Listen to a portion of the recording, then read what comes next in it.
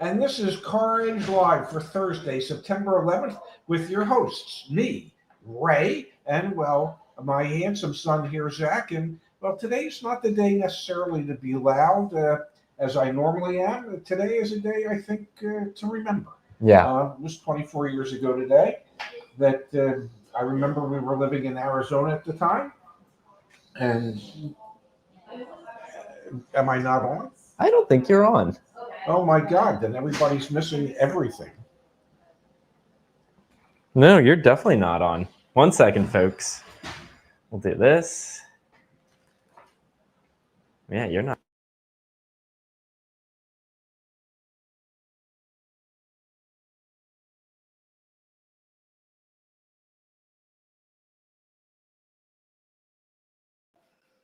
Now you're on, Pops. Okay. Well, as I was saying, today's not a day to be loud. Today's a day to remember. And it was 24 years ago today. I remember I was at home getting ready to go to work, and Mom had the Today Show on. And we saw the first tower go down. And I'm thinking to myself, oh my God, what the hell's going on in this world today? And it was one of the scariest, eeriest days that I can remember in my life as to just how quiet life became. We lived, I want to say, about 2 miles from the Scottsdale airport. And there was always some noise. There was no noise. And I remember late that night that I heard aircraft overhead, and it was like, what's going on? It was just, I don't know, one of the worst days of my life that I can ever remember. Yeah, I remember going to school that day. I went to work. So it was 2001, it's 2025, yes. I'm 30, so I was 5 years old. Something like that. 6 years old. I was 6 years old. I remember going to school that day vividly. And I remember us getting taken out of school. We were in Arizona, so it happened later in the day. Yeah, super, super sad. Yeah. Ever since then, though, I've taken a real interest in documentaries on what happened that day. The plane where the passengers, I mean, I'm sure on all of the planes that were impacted, the passengers were fighting back, trying to do their best to try and, I don't know, protect themselves, defend themselves from what became such a terrible tragedy. That plane that was intended for the, where was it going? Was it going back to the DC area that ended up crashing in Pennsylvania? Yes. I remember watching some documentary on that and just thinking to myself, holy cow. Yeah, I would imagine the efforts of those people and what they, I think that one was meant for the White House. But yeah, it's a day that, it's a solemn day, and it's a day that we as a nation should never forget, and as a people never forget. And maybe by remembering what occurred that day, we can come to the conclusion that, you know what, we're all Americans, and that means something. Yeah, man. Yeah. Okay. Well, for anyone that was impacted, beyond the fact that we were all impacted, yes. Our thoughts are with you. And yeah, super sad day, a day to remember. Friendly reminder, CarEdge.com. If we can help you out with anything, check it out back at CarEdge.com. Buy a car without the headache, all that fun stuff. Dad, I wanted to talk today about bankruptcies, because we have not only seen over the past... I've done that, yeah. You've been there. We now have not only seen the fact that automakers have gone bankrupt. For example, Lordstown filed for bankruptcy back in 2023. Earlier this year, Nikola, another EV automaker, filed for bankruptcy. And it was last year in 2024 that Fisker, yet another EV automaker, filed for bankruptcy. We now have, and we talked about it a bit earlier this week, a used car dealership group, Tricolor, filing for bankruptcy as well. And it's not the first time we've seen dealer groups file for bankruptcy. So we have all sorts of financial issues happening in the auto industry, automakers, car dealers, and at the same exact time, we have the latest and greatest data on car prices. Excuse me. Dad's trying to close the door. Yeah, it's kind of loud here at the WeWork. We have the latest and greatest data on car prices. And what do we see here, Dad? New vehicle prices rise as 2026 models hit dealer lots. So that's what I wanted to focus today's conversation on is bankruptcies in the auto industry, bankruptcies with car dealers, and car prices. We're going to review the data continuing to go up. So what's the point? Those who have can do, and those who don't can't, and those who really have it bad and go to subprime used car dealers, even they can't get help at those dealerships because those dealerships are going bankrupt. Yeah, it's probably not a good time to have bad credit. Would be, I think, the way to say it, and yeah, and it's probably not a good time not to have a high-paying job, because if you don't, it's becoming increasingly more difficult to afford just about anything. I told you the story last week when I ordered fresh coffee, and the coffee had gone up 20% in a year. Mine is not Brazilian coffee; it's from Honduras. And it still went well. Brazil has a huge tariff, Okay, but a 20% increase in coffee prices. Yeah, but some of this isn't tariff related, at least. Like, I mean, Deb, look back at some of Well, these. I'm not saying it all is. I'm just saying. Well, then why are we talking about coffee?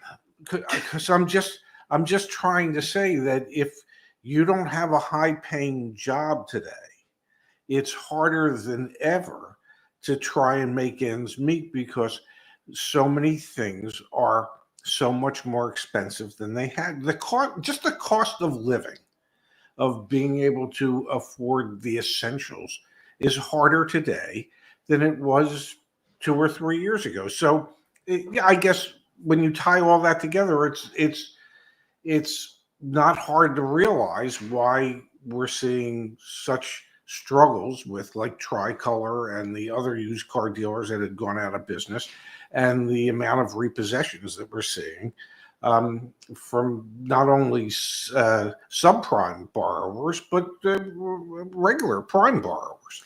Yeah, but I think it's also important that it's not just dealerships. Like, I queued up 3 different automakers who over the past 3 years have also gone bankrupt. And you and I have covered on this show a lot the fact that there are many manufacturers who may also be on the precipice of bankruptcy. Nissan's one that comes to mind. Yes. Initially, at least, there's been rumors that they only have a year's worth of cash, and they've made a lot of decisions. So I get that there's an angle here of costs going up, which I think is important. That was why I queued up the fact that we have the latest data on 2026 model year vehicles increasing average new car prices. But it's also that strategic shift that many automakers took to go towards electric vehicles that doesn't seem to be panning out right now. Like, look at Nissan. They have the Aria. That thing is not selling. There's a reason they have 0% financing on it, plus cash incentives. And so it's a little bit of a slippery slope, I think, for automakers, because customers have stopped buying these very expensive vehicles, at least some of them. That's why Nikola went out of business. That's why Lordstown went out of business. That's why Fisker went out of business. No one was paying those jacked up prices. And it could be more automakers on the horizon that deal with that as well. That's why VinFast is having a problem. And that's why, there's any number of manufacturers that are having problems. And many of the legacy manufacturers that tried so hard to make their EVs seem mainstream are, pivoting and going back towards internal combustion engines, looking at hybrid technologies, and delaying full battery electric vehicles for the foreseeable future. Because realistically, this isn't something that just started happening this year. The lack of acceptance for EVs in this country, even though EV sales are better than they've ever been. Last month, they were the best they've ever been in history. But that's, the pull forward effect of everybody who's interested in an EV trying to take advantage of the $7,500 federal tax credit before it goes away. Yeah. If you take that out of the equation, the EV growth that was anticipated at the rate it was anticipated to happen never happened. Yeah. And that has caused issues for many of the manufacturers out there. And in particular, it's hurt Nissan. When you look at the route that Toyota took, they seem to have fared the best because they weren't just willing to dive headfirst into full battery electric vehicles. They were really into hybrids long before hybrids became popular. Yeah, absolutely. Now, we got to take a moment to thank the sponsor of today's program, our friends over at Delete Me. Then I want to continue the conversation because that's the Automaker piece. Yes. And it does tie into prices going up, but then there's also what happened at Tricolor, which I think is interesting as well. Now, there's a major issue out there right now that data brokers are selling our information online and anyone can buy it. Things like your social security number, phone number, and home address are sold online every single day. You hear that, Pops? Even with my hearing aids, even without them, I could have heard that one. They're available to marketers, scammers, and everyone in between, damn it. There it is. Yes. Now, Delete Me, the sponsor of today's program, helps you take control over your data. Delete Me lets you take control of your personal information by removing it from hundreds of data brokers on your behalf. My dad and I both have been using Delete Me for over a year. We encourage you to get started using Delete Me with a 20% off coupon code. It is CarEdge. Just go to Delete Me, type in CarEdge as your promo code, or click on joindeleteme.com/CarEdge, the link in the top of the description. So one more note on the Automaker piece. Yes. And then I want to talk about Tricolor. $49,077. Yes. So we've seen the average transaction price for new cars go up from $48,841 the month before to $49,077. And the actual percentage of incentives has gone from 7.3% to 7.2%. So manufacturers are spending less money on incentives to sell cars, yet they are increasing the prices of those vehicles. That is a recipe for disaster if customers stop buying at elevated price points, which we've already seen with some of the more niche automakers thus far, Fisker, Nikola, Lordstown, but we very well may see for some of the mainstream automakers in the not too distant future. That being said, yes, a brand like Nissan, they're running out major incentives right now like crazy in an attempt to offset this and try and make sure that they don't end up in bankruptcy court. It's a slippery slope. We know that for 2026, there are going to be price increases. And in many cases, they're going to be relatively modest price increases because whatever increased costs the manufacturers incurred, they have chosen at this point to eat as much of them as they possibly can. I mean, look at Toyota. They came out and said that on average, their prices are only going to go up a couple $100. Yes. Not that big of a deal relative to what we've seen some of the other automakers do, like Audi, a 15% price hike on the Q5, for example. And relative to the fact that Toyota expects it to extra costs of $10 billion this year due to tariffs. So that gives you some idea as to how much profit they had built into all these vehicles in the first place, which was, I guess, one of the reasons why they could operate at a 10% net profit margin, which is now probably today somewhere around 5% for most of these manufacturers.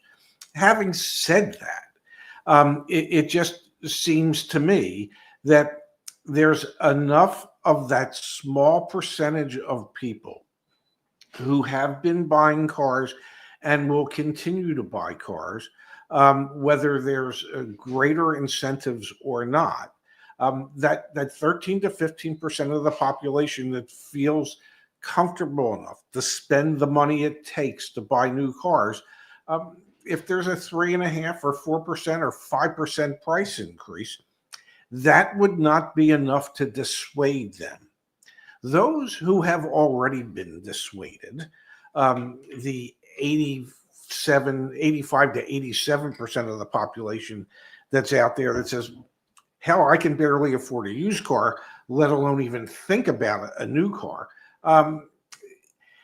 If prices go up 3 to 5% and incentives stay where they're at, even if interest rates come down, there is nothing in that mixture that would be compelling to those people who already feel as if they can't participate. There's nothing that suddenly says to them, I think I can do it now. Yeah. Now, Dad, let's talk about Tricolor. Okay. So Tricolor was a large independent used car dealership group. Yes. What that means is they had multiple locations and they sold used cars. Think of them as not too dissimilar from CarMax or Carvana. Yes. They're just a really large, they're the 7th largest used car dealer in the United States. I want to read this. Okay. Tricolor didn't give a reason for its bankruptcy filing. The company's focus on loans to undocumented immigrants drew scrutiny this year, with some investors concerned the business model came with heightened risk amid President Donald Trump's immigration crackdown. According to the company's website, prospective borrowers can apply for financing with Tricolor without a social security number or credit history. Tricolor made more than $1 billion worth of auto loans last year, according to a report from Kroll Bond Rating Agency in March. JP Morgan Chase Company and Fifth Third Bank Corp and Barclays are among banks bracing for potentially hundreds of millions of dollars in combined losses from loans tied to Tricolor, Bloomberg reported, citing people familiar with knowledge to the matter. Let this sink in for a second, folks. We have been on this channel many times talking about it. Carvana, for example, where it's in their disclosures, to get approved for an auto loan, need to be able to demonstrate that you make more than $100 a week. No, a little less than $100. A little less than $100 it's a week. $5,000 a year. You need to have an income of $5,000 a year to get approved for an auto loan at Carvana. Yes. You read this. Yes. Obviously, it's different. It says nothing about how much income you have to prove. Yes. But it explicitly says you do not need a social security number or credit history to get approved for an auto loan. Tell me we're not just in a fantasy land, folks. Because that's what it sounds like when you read something like that. And then they go under, and then these banks that underwrote the loans, JPM, Fifth Third, and Barclays, are now going to be holding the bag for hundreds of millions of dollars. Well, maybe it wasn't fantasy land a year ago, 2 years ago. It's fantasy land today. It's a fantasy land today. It is hard for your customers to make their payments if they've been deported. Okay, I'm just saying. I should not laugh, but that's very true. Yes. And kind of a crazy sentence to say. It is not a sentence I ever thought in my lifetime that I would say. But think about that. If there has been this huge immigration crackdown. Yeah. Okay. And apparently there has been. I mean, you read about it every day. Yeah. So if you're taking these people who are in some cases probably undocumented immigrants if they don't have a social security number. Yeah, and if you were the business that preyed upon those people to write auto loans and now they are deported from the country, what incentive do they have to make good on their auto loan payment? I'm pretty sure they could care less about any deficiency balances. They're wherever these folks have ended up, they're not concerned about a deficiency balance. They're not concerned about the car that got left behind. But those who were in charge of Tricolor made a bet that they could sell vehicles to this type of client base without social security numbers, without credit histories, and that those people would somehow figure out how to make those payments. And my guess is that for quite some time they did, until they weren't here anymore, and then they stopped. And so I guess it was foolish to think that was a strong market. It might be another word with an F. That might be fraud. I think there's a little bit of that's bubbling up in this. You can see it here. Fifth Third said in a regulatory filing on September 9th, so just 2 days ago, that it faced an impairment charge of up to $200 million, saying it discovered fraudulent activity at a commercial borrower, which it didn't identify. I think we're starting to tie things together here. People with knowledge of the matter told Bloomberg the client was Tricolor and that JP Morgan and Barclays were also expecting to write down loans tied to the company. So this might actually end up being fraudulent as well. And I think it's worth calling It's so hard to imagine when you're talking about lending money to people that don't have social security numbers or a credit history. And I think that brings up a little bit of what I wanted to comment on here, which is we see these bankruptcies happening. Bankruptcies. Thank you. Yes. Happening. Yes. And we also see auto loan delinquency rates through the roof. A lot of this is just trying to keep the merry-go-round going around in circles. Keep the game going. Keep the game going. Keep the game going. And you see moments like this. Okay, someone forgot to pay the electricity bill. The merry-go-round stops running. And what happens? Ultimately, you identify fraud. Ultimately, you identify, I'm thinking about, it's not fraud what's happening over at Lucid, but they're paying their CEO billions of dollars or whatever it is, and they lose billions. Like, there's a lot of things that are happening in the auto industry right now that aren't healthy, that aren't sustainable. And we're starting to get some cracks, some significant cracks like this in that foundation. Well, and if there are other used car dealership groups out there that specialized in the same client base that Tricolor did, well, that would mean that there's many more additional loans out there that are going to be an issue. Independent used car dealerships can be notoriously shady and be careful what you say. We have a friend that has a used car business, and he is not Brandon, and he's not. But shady. I'm not talking in blanket, but I think in general. Yes, I mean it is well known that there are shenanigans. Let's put it that there are shenanigans in the. And also, for what it's worth, we don't have this platform to defend Brandon. He has his own channel. He's done a great job. He can defend himself. Yeah, he can defend himself. Okay. I'm not here. That guy's got 5 different YouTube channels. He pulls back the curtain on all of them. Brandon, with Car Questions Answered, does a great job. And it doesn't change the fact that used car dealerships and mom and pop used car dealerships, independent used car dealerships, notoriously face this even bigger sleazeball, persona than a franchise new car dealership would Typically, face. yes. Yeah. But my point was going to be that if there are other dealer groups out there, maybe not as large as Tricolor was, but catering to the same clientele and client base, then perhaps this becomes a much bigger issue for many of the banks. Now, what I recall about 2008, 2009 during the Great Recession was that, when banks put themselves in a bad position, it was the taxpayers of this country that bailed them out. Mm-hmm. Because, some of these banks were just too big to fail. So the question becomes, are we going to repeat history? Is there going to be a need to bail these banks out again? And after we bail them out, write new rules and regulations in regards to banking and how they're allowed to make loans and what kind of loans they're allowed to make, and then take all that off and say, go ahead, make all the loans you want to make. And we're right back in the same situation. One of the things that came out of Dodd-Frank, which was after the global financial crisis, was that these financial businesses have to write off loan loss provisions. Yes. So they set aside money in advance of these loans, whether it be auto loans, which, to be clear, auto loans make up a very small portion of the overall debt structure in the United States, credit system in the United States. It's a lot of student loan debt. It's a lot of mortgage debt. Yes. Auto loans are up there for sure, but it's not the biggest category.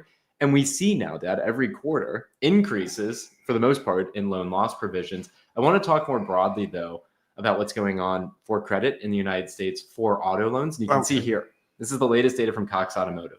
The approval rate for auto loans rose by 100 basis points, so 1%, in August, a new high for the year and a sign that lenders are still approving more loans overall. However, this was offset by tightening in other areas. So the first line here is the approval rate for auto loans actually went up in the most recent month of August that we have. The share of subprime loans stayed the same. Okay. So we did not see an expansion in those that are getting subprime approvals. Okay. So the increase in loan approvals was for those who had better credit. It seems that way. You should be able, I guess I'm trying to extrapolate. You can see here loan term length. The share of loans with a term greater than 72 months actually decreased. Okay, that's a good to 25.4%, reflecting a shift toward shorter term financing and more conservative approach by lenders. And then you can see negative equity actually went down just a tiny bit, a positive sign for borrower health. So more approvals, shorter terms. Yes. That's kind of good news, maybe. Well, it is, and what it says to me is it's more approvals and shorter term loans for people who have better financial health than others, and who might better understand the impact that credit would have on a loan approval, and B, on the payments for that loan approval. So all I see there is that the banks are kind of holding steady on subprime lenders, are not going crazy at the moment, and they're willing to lend money to those who have shown a propensity to pay it back in a timely manner in the past. It is interesting because we anticipate Fed funds rate will go down. Yes. So very curious to see as interest rates drop down for car loans, what happens to approval rates, what happens to loan term length, things like that. For what it's worth, for those of you that are contemplating buying a car anytime soon, our expectation, my expectation at least, is you're going to see more of those 0% financing offers from manufacturers who are desperate to move the metal. We obviously keep track of all that. Yes. Back on the CarEdge website. From Rich. Thank you, Rich. Pops won't like this. Yeah. Two type both ways. The Lamborghini Revuelto Phantom Shadow 2020. Okay, let me Google this. Lamborghini. I guess we're going to look up the Lamborghini Revuelto Shadow Phantom Shadow. 1 second, y'all. Let's get the screen share going. All right, Rich, what do you got us doing here? Images. Okay. Oh, Wow. what the heck is this thing? I believe in my case that would be called a coffin because once I would get in it, there would be no way to get me out of it. You think you're stuck in that thing? Oh, I think so for eternity. Yeah. Yeah. It is a somewhat unique looking automobile. It looks wild. It does. It really has that race car look and feel to it. Damn. Yeah. All right. Well, thanks for getting us to look at this. I don't think it's for us. Yeah. My guess is perhaps it comes in a stick, and maybe we can teach you how to drive a stick. I don't think that comes in a stick. Let's pull this from Facebook from Ty. Yes. The car market is going to crash just like the housing market did in 2008.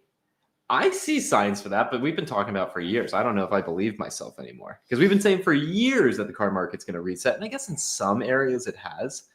Like, look at Nissan, it's resetting over there. They're having to lower prices. They're having to incentivize. But then you look at Toyota. It's like, what crash? Toyota's never crashing. I believe the car market has adjusted, and the car market as we know it is now meant for 13 to 15% of the population. And then the rest are screwed. You will drive some type of used car, or you will ride around in a Lyft or an Uber or a Waymo or a robo-taxi or whatever, but there will be no need for you to own a car because, well, you couldn't afford one. So I think, I don't think there's going to be a crash. I think the reset has been, the manufacturers have established in their minds who it is that can actually afford to buy their product, and those are the only people they care about at the moment. And those will probably be the only people they care about moving forward for the foreseeable future, in my opinion. Yeah. I could be wrong. Normally I am. So it's not a crash. It's an evolution of the car market. Yes. To only be for those that can afford it. It is, you've heard me say it before, the chasm between those that have and those who don't has never been wider. And I think as the car market resets, that is a perfect illustration of it. That the manufacturers are good with selling around 16 million new vehicles in the United States to the 13 to 15% of the population that can actually afford to participate. They're good with that. They don't need to have that number necessarily go up to 17 million or 18 million annually. They can get by very, very comfortably, most of these manufacturers, at that 16 million number, 15 to 16 million new vehicles a year. That generates enough profit for them that's fine. And they're okay with the other 85% of the population wanting to be able to buy a car and getting a used one and not being able to. They are okay with that. So I think it truly is more of a reset than a crash.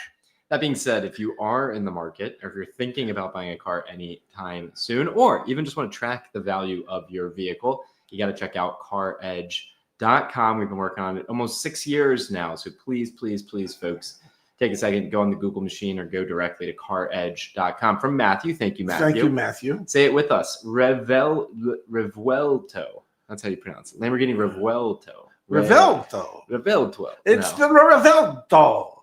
It's an Italian car. It's the Revuelto. It certainly seems that way. It seems like something. It's like pasta. There it is. It's the fettuccine. Oh, sports cars. All right, let's call it a show, Pops. We're back tomorrow with Yes. more CarEdge Live, so tune in then. We'll have something to talk about. Maybe we'll do phone calls tomorrow. We can do some phone calls from the community since we're sitting side by side here. I think that'd be kind of fun. Yeah, if you can figure out how to make that work, I'm make it happen. in. Yeah, absolutely. Cool. All right, Yeah. folks. Well, enjoy your Thursday afternoon. Again, solemn day, so keep just keep that in mind. I'm going to keep it in mind as we progress through the day. It's also just eerie being here in DC on a day like today. It's just a little extra eerie. But yes, thank you to everyone who protects this country, keeps us safe. I love you, Dad. Thank you, everyone, for tuning in today. Love you too. See you all tomorrow. Thank you, everybody.